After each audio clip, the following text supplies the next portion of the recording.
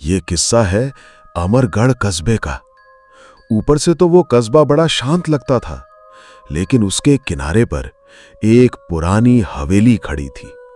हवेली इतनी वीरान, इतनी सुनसान कि वहां से गुजरते ही हवा ठंडी हो जाती थी और दिल धड़कने लगता था।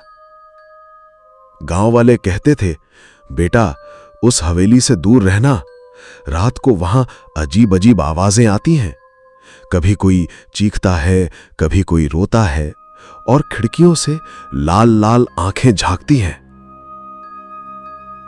अब सोचो, कोई क्यों वहां जाएगा? 20 बरस पहले उस हवेली में रहती थी राधिका, मासूम, भोली, नई दुल्हन। पर किस्मत देखो, उसका पति जगदीश बड़ा ही लालची और क्रूर निकला। हवेली पर कब्जा करने के लिए और दहेज हथियाने के लिए एक रात उसने अपनी ही बीवी को ऊपरी मंजिल से धक्का दे दिया। राधिका मर गई, लेकिन जाते जाते उसके होंठों पर बस एक ही शब्द था, मैं लौटूंगी और बदला लेकर रहूंगी। तब से बेटा वो हवेली सुनसान पड़ी है और आधी रात को सफेद साड़ी में खून से लथपथ उसकी परछाई गलियारों में घूमती है।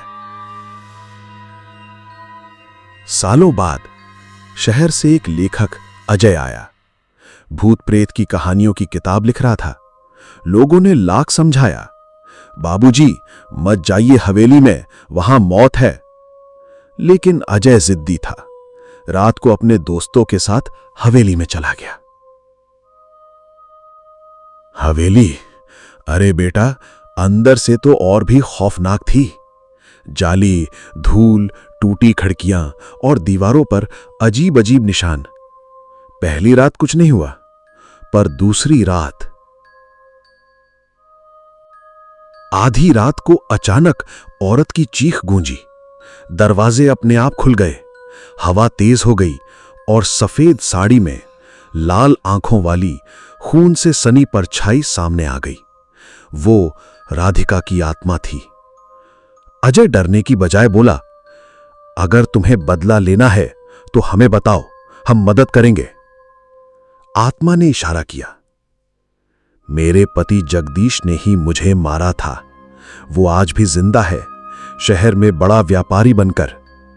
उसकी आवाज गूंजी, जब तक उसका खून मेरी मौत का हिसाब नहीं चुकाएगा, मैं चैन से नहीं रहूंगी। अजय शहर पहुंचा।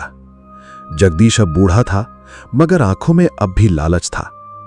अजय ने जब सच उसके सामने रखा, वो हंस पड़ा। हां, मैंने ही राधिका को मारा था। हवेली और दौलत मेरी होनी चाहिए थी। तभी अचानक कमरे की बत्तियां बुझ गईं, ठंडी हवाएं चलने लगीं और सामने राधिका की आत्मा प्रकट हो गई।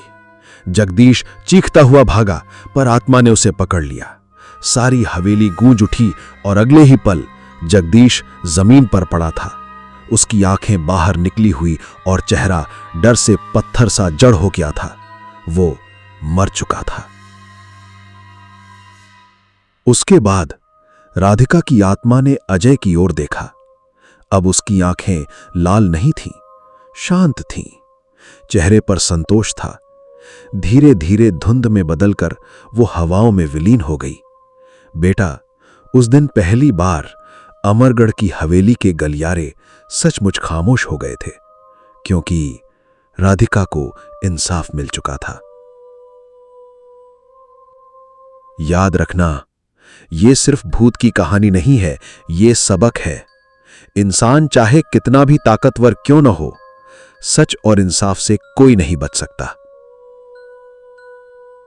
अब बेटा, अगर रात को हवेली जैसी कोई जगह दिखे ना, तो वहां कदम मत रखना। कभी कभी परछाई सिर्फ परछाई नहीं होती।